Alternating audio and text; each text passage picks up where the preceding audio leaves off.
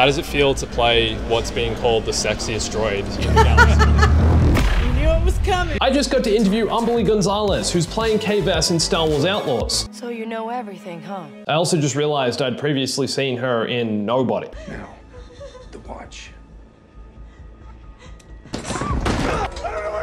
As well as Jay Rinkin, who's playing ND5, the duster-wearing BX Commando droid with a dark history nestled deep in the Clone Wars. You're late, Kay. Doc is waiting. And also who the internet is calling the sexiest Star Wars droid ever. It's all in that coat. And also Naveed Kavari, the narrative director on Star Wars Outlaws, responsible for bringing all the narrative elements together. A few weeks ago, I was at a special event for Star Wars Outlaws in LA where I got to play a few hours of the game, and also asked the people who brought this game to life things like this. Is ND5 going to take the trench coat off at some point? I'm gonna go ahead and say no, because Okay, it's that duster's incredible. Okay, right? cool. Yeah, would you take it off? This is a microphone, don't eat it. Yeah. Don't eat it. I thought I'd begin by asking them about their first ever memory of Star Wars. My first actual memories of Star Wars are the toys, the Kenner toys. Oh, no way. I would play with them. They were my brothers. Yeah.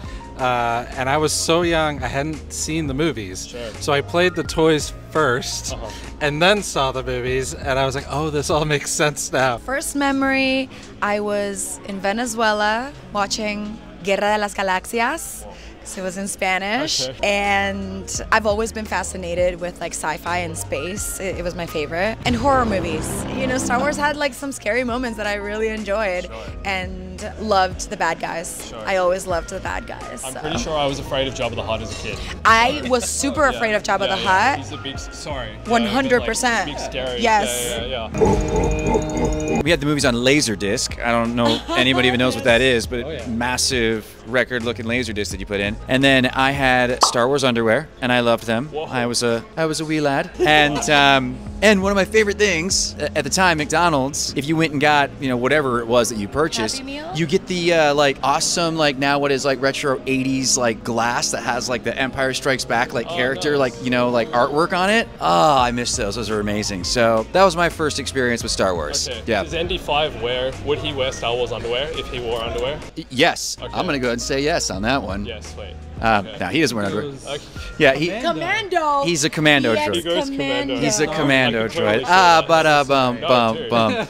I mean, you're right. No, that was a good joke. It works on many levels. It's right? always great when someone tells you that was a good joke. Yeah, no, I'm not actually laughing. It's just a good joke. Yeah. Okay, let's get a little more serious. I asked Naveed about tying Star Wars Outlaws into the grander Star Wars narrative with characters and where it's set in the timeline between Empire Strikes Back and Return of the Jedi. What have you done to kind of tie it into the grander narrative? Is it like introducing characters that already exist or setting in the worlds that already exist? Well, I think it's a mix. We knew early on that our angle was going to be the underworld, right? That yes, this period between Empire and Return of the Jedi is known, but that underworld angle is much less known. Sure. So it was sort of threefold. One was, you know, what characters can we bring back? Okay, so instantly we know we're going to bring back Jabba the Hutt. We know we're going to bring back Lady Kira, Lando, and how can we put a fresh take on that? And the fresh take often was, well, Kay doesn't know any of these people, right? And so how would they approach a rookie scoundrel, someone who doesn't have a rep and doesn't have that sort of, isn't looking up to them or anything like that. Sure. So that was one side, and then also the planets, right? So the fact that we can take a planet like Kijimi from Rise of Skywalker and expand that to being, you know, part of the Ashiga clan syndicate's control, having the opportunity to weave that into a larger Star Wars narrative that not only you play, but you know is going to continue forward. I mean, that's kind of the dream, right? Sure. So yeah, it was sort of threefold that way. Okay, cool. Having not seen much of the story yet, I don't want to make any assumptions about Kay-Vess and whether or not she's going to be a memorable Star Wars character. Because if we compare Star Wars Outlaws pre-release to Jedi Fallen Order's pre-release in 2019, before that game came out, no one knew who Cal Kestis was. People were super skeptical about him being front and center of the biggest Star Wars single-player game released in years, and now Cal Kestis is beloved around the world. Well, first thing I noticed is he's not wearing a poncho. Cameron! So I thought I'd ask Umberly a little bit more about Kay-Vess and how she doesn't have the Force or wield a lightsaber or really have any special powers. She's not special. I mean, she may not have superpowers per se, but I think her mind is very powerful. Sure. When she sets a goal for herself, she truly will go to the edge of the galaxy to achieve it. And that resilience is what gets her in trouble, which gets you in like really fun, you know, relationships, scenarios where I love that the player has the option to either screw someone over or work with them. And that in itself, like the reputation aspect of the game makes me very excited because it changes so often and it unlocks so many things. And I think that goes so much to her personality that she is discovering herself as she goes through this, like, what is at stake, how does that affect her and the relationships that she creates in the game. But she's just very powerful in her own way. Sure. She doesn't need a lightsaber, she doesn't need the Force, she has Nyx and her thieving ways. For sure. I honestly find it really refreshing that they've taken that angle with her as well, and that you're not playing as a, you know, force-wielding lightsaber character. You're kind of someone who's just, and every person in the universe makes her relatable. It means that it could be sure. you, someone like you who's like, you know what, I have a dream, I'm gonna get it, no matter what, at all odds. For sure. And that's, to me, very inspiring. I'm very curious to learn about her past because I know there's you're so gonna much learn. there. Yeah. There's so and much. With Nyx, obviously, but yeah. How they came together, why she is the way she is. For sure. When you play the game, you'll see all of that, which is why I love that too. I think in the story, the writing, how they fleshed everything out, it's going to be very obvious why she is the way she is, but also it leaves room for, I wonder where that's gonna go. I would have never forgiven myself if I didn't ask Jay one very specific question about ND5. I wanted to ask you, how does it feel to play what's being called the sexiest droid? You knew it was coming. He's been waiting for this question. I have not been waiting for this question.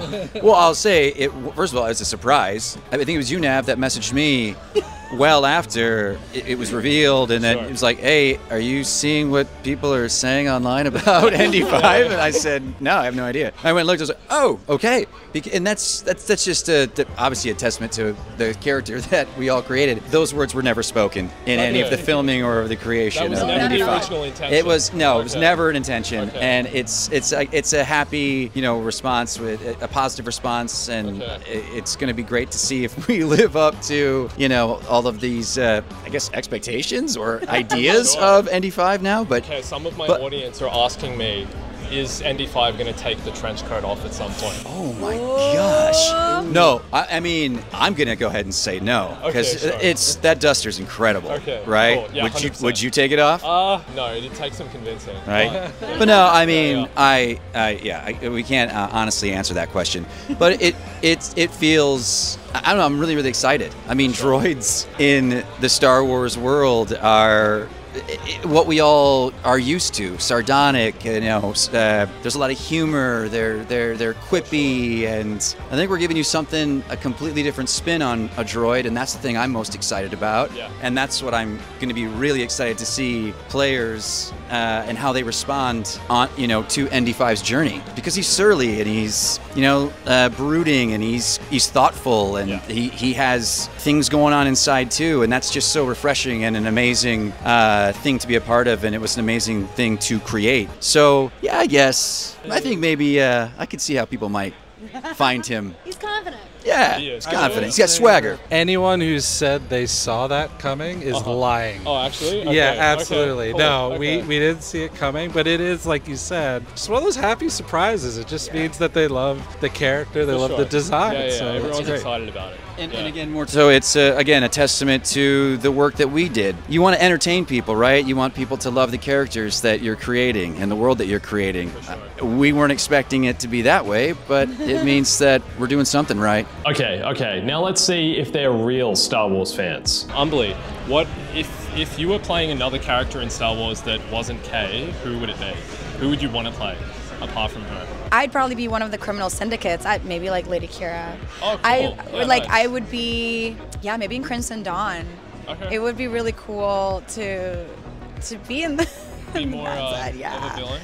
But a villain, yeah. Villains get judged a lot, and I think there's always layered reasons in there. To be a villain, it means that you once had to have a heart. So something happened there, some trauma there. So I like playing characters that have a bit of a chip on their shoulder, and there's always a reasoning behind it. Kay is not far from that. I think, you know, you meet her at a very specific point in her life, but she's been through so much up to then. And there's so much that she's going to experience. So it's been so fun to experience all of these like rebirths of her too. For sure. But when it comes to Star Wars Outlaws story, just so we're clear, it is linear. There is only one ending to Kay Vess's story. But that doesn't mean you don't have player choice. You can completely mess with all of the game's syndicates. Yeah. Well, with the reputation system, I guess, and the decisions you're making in the game, could you say that in some ways you can play her as a bit of a villain as well? I mean, I don't know that she is a villain per se. I think the players, if they want to just have bad reputation all of the time, I get excited just because I want to hear all the voiceover lines. Like, I recorded so many things, and I know that me playing, I'm gonna want to just choose certain things just to be like, what is she gonna say?